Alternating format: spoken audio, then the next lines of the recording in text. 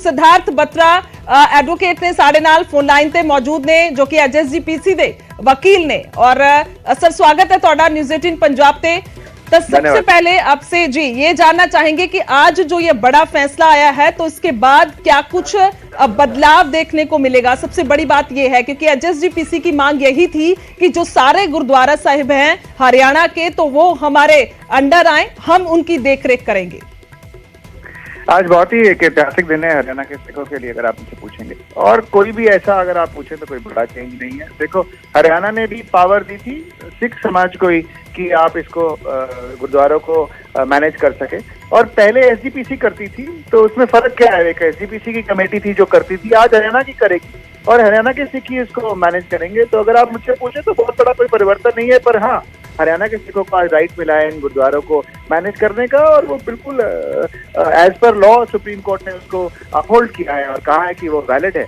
और हरियाणा सरकार 2014 में जब श्री भूपेंद्र सिंह हुड्डा जी चीफ मिनिस्टर थे तो उस समय इस लॉ को लेके आई और बहुत समय से हरियाणा के सिखों की इस पर डिमांड रही। तो मुझे नहीं लगता कि एसजीपीसी को ऐसा कोई सेटबैक समझना चाहिए या ऐसा कुछ समझना चाहिए।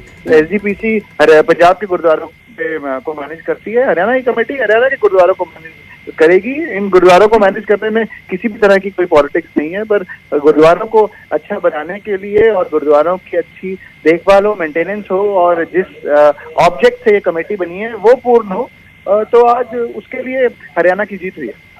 सर एक चीज आपसे समझना चाहेंगे, टेक्निकली अगर हम इसको देखें तो क्या कुछ इसमें पॉइंट है? कितने गुरुद्वारे जो पहले प्रबंध देखती थी हरियाणा गुरुद्वारा प्रबंधक कमेटी और कितने अब और ऐड ऑन हो गए? कह लें कि हम सारे ही गुरुद्वारा हरियाणा के हो गए अगर इनको नंबर्स में देखें तो।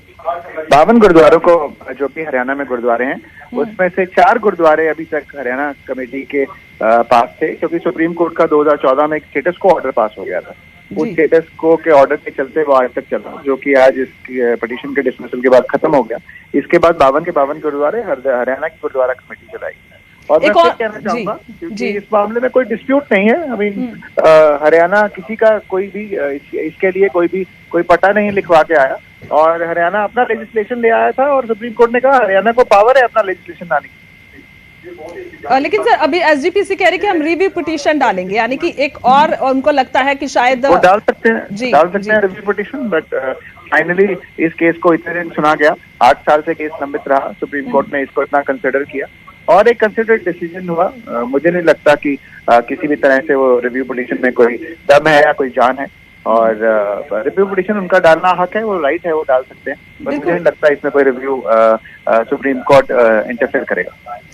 वही सवाल था मेरा अगला कि क्या पॉसिबिलिटी है या नहीं है? हालांकि आप दूसरे पक्ष के वकील हैं, लेकिन अगर दूसरे पक्ष से भी देखा जाए रिव्यू आपको ये जानना पड़ेगा कि रिव्यू कोई अपील नहीं है। रिव्यू तो ये पहले ही कहने लगे रिव्यू डालेंगे, अभी तक ऑर्डर की कॉपी बाहर नहीं आई है। और रिव्यू तो ये तब होता है अगर कोई एरर उस जजमेंट में हो गया है। तो मुझे नहीं लगता कि ऐसा कुछ होने वाला है और ऐसी कोई रिव्यू कोई सुप्रीम कोर्ट इसको एंटरटेन करने वाला है। ठीक है सर, धन्यवाद न्यूज़ 18 से बात करने के लिए, शुक्रिया।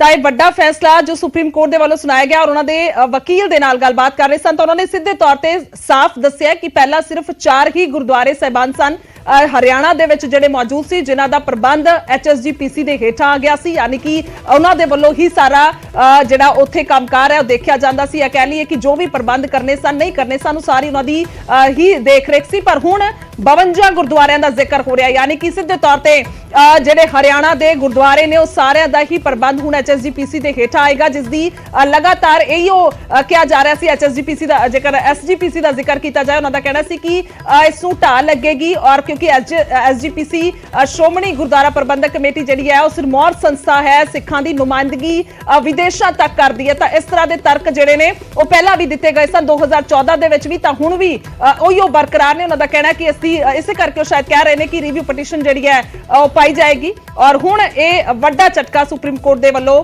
ਲੱਗਾ।